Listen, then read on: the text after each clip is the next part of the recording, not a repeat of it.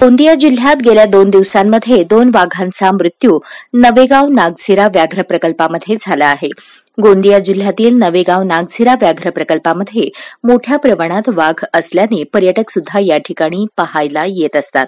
परंतु यातच आता 2 दिवसात 2 वाघांचा मृत्यू झाल्याची घटना समोर आली आहे.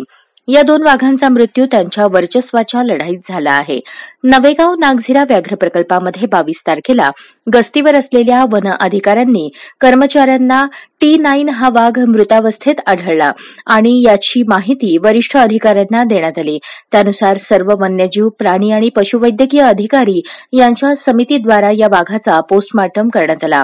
त्या वाघावर असलेल्या खुणांनुसार 2 वाघांच्या वर्चस्वाच्या लढाईमध्ये 2 वाघांचा मृत्यू झाल्याचे सांगण्यात आले. T9 वाघ हा जवळपास 11 ते 12 वर्षांचा होता आणि हा वाघ 2016ला गेल्या अनेक वर्षांपासून नवेगाव नागझिरा व्याघ्र प्रकल्पामध्ये होता. पुन्हा 23 तारखेला T4 वाघिणीच्या 4 बछड्यांपैकी एक हा कुजलेल्या मृतावस्थेत वन कर्मचाऱ्यांना आढळून आला. 3 दिवसांपूर्वीच त्याचा मृत्यू झाला असावा असा प्राथमिक अंदाज व्यक्त करण्यात आला आहे. त्याच्या शरीरावर सुद्धा अनेक खुणा आढळून आल्या. त्यामुळे नवेगाव नागझिरा व्याघ्र प्रकल्पामध्ये नवीन वाघाचा प्रवेश झाला असून हा नवीन वाघ आपले वर्चस्व प्रस्थापित करण्यासाठी इतर वाघांना इजा तर पोहोचवत नाहीये ना, असा प्रश्न या ठिकाणी उपस्थित झाला आहे.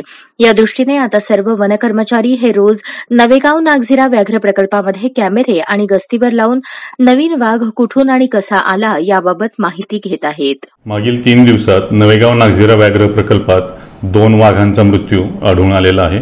त्याच्यामध्ये T9 हा मेल वाघ परवा मृत अवस्थेत आपल्याला दिसून आला. जेव्हा आम्ही चौकशी केली, पोस्टमॉर्टम वगैरे याच्यात आपल्याला त्या गोष्टी निदर्शनास आल्या. त्यानुसार त्याचा मृत्यू हा दुसऱ्या वाघाशी किंवा इतर कार्निव्होरशी फायटिंगमध्ये झाल्याचे निष्पन्न झाले आहे. त्यानंतर त्या वाघाशी फाईट इतर वाघाशी झालेली असल्या कारणामुळे आपण पूर्ण जंगलामध्ये कॅमेरा ट्रॅपिंग करून तसेच गस्त वाढवून इतर वाघाचा आपण शोध घेण्याचा प्रयत्न केला. त्यात आपल्याला काल T4 वाघिणीच्या एका मेल बछड्याचा मृत्यू झाल्याचं दिसून आलं.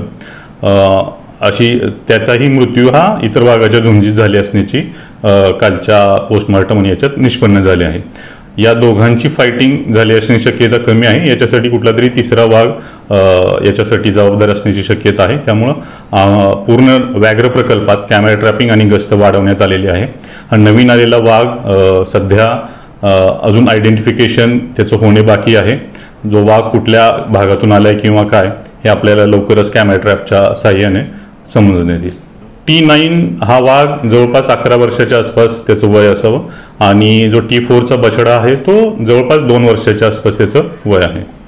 त्याबाबत तपास सुरू आहे. आपण संपूर्ण व्याघ्र प्रकल्पात कॅमेरा ट्रॅपिंग करत आहोत.